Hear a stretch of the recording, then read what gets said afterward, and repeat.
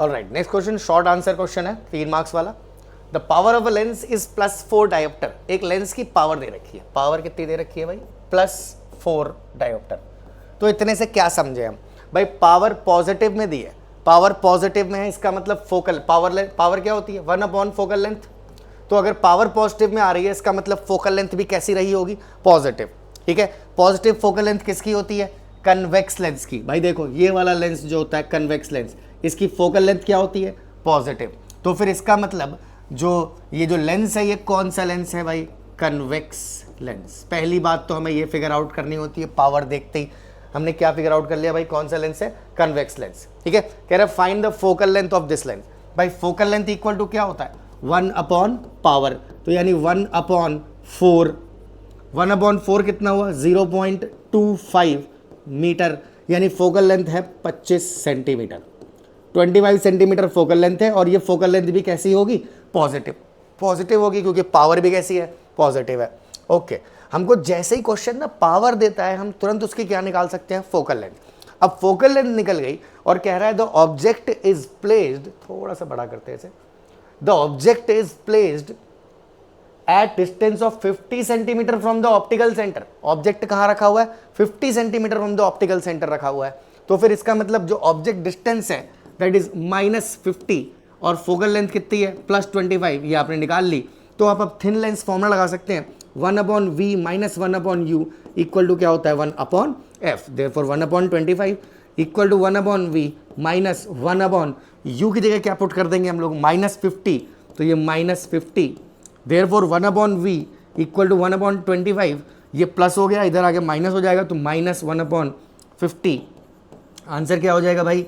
ये 2/50 है ना, और ये -1/50 है, तो आंसर क्या हो जाएगा कुल मिला के? 1/50।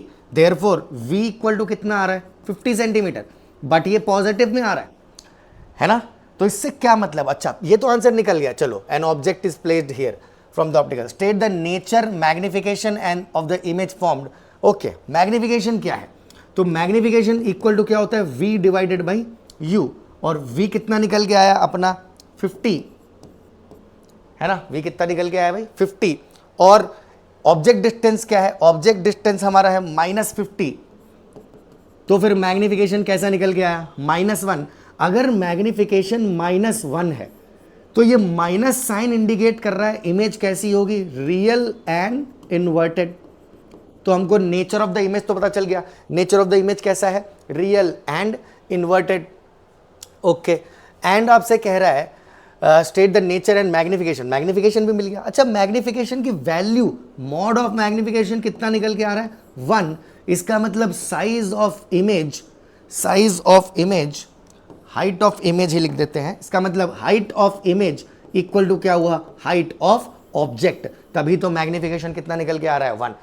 ओके, फिर आपसे कह रहा है also draw a ray diagram to justify your answer. Ray diagram बनाने के लिए कह रहा है जस्टिफाई योर आंसर। ठीक है, तो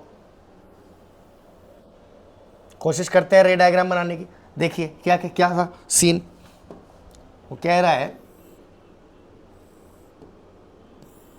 कोई पोजीशन है यहाँ पे सपोज f, और यहाँ पे कोई पोजीशन है 2f, यहाँ पे पोजीशन है f, ये पोजीशन है 2f। फोकल लेंथ कितनी निकल के आई थी भाई? फोकल लेंथ निकल के आई थी 25 सेंटीमीटर, और ऑब्जेक्ट कहाँ रखा हुआ था? 50 पे। फोकल लेंथ 25 है, ये वाला डिस्टेंस 25 है, और ऑब्जेक्ट कहाँ रखा हुआ है? 50 पे। पर इसका मतलब ऑब्जेक्ट किधर रखा हुआ है? 2f पे। अरे ये तो हमें पहले ही पता है ना, अगर ऑब्जेक्ट 2f पे रखा होता है तो इमेज भी किधर बनती है? 2f पे, और वो सेम साइज की होती है, रियल एंड इन्वर्टेड होती है। एक बार इसको ड्रॉ करके देख लेते हैं, है ना। यहाँ से एक पैरेलल रे निकाली और ये फोकस से पास करेगी, फिर एक रे हमने निकाली ऑप्टिकल सेंटर से, ये यहाँ इंटरसेक्ट करेगी और इमेज आपकी किधर बन जाएगी? 2f पे। Clearly the size of the image is equal to the size of the image is equal to size of the object. When the object is kept at 2f, the image is also formed at the same distance but in other side of the mirror, other side of the lens, and of the same size. उसका size क्या होगा? Same. The image is real and inverted. ठीक है, उसका distance भी पता चल गया, nature भी पता चल गया, और size भी पता चल गया।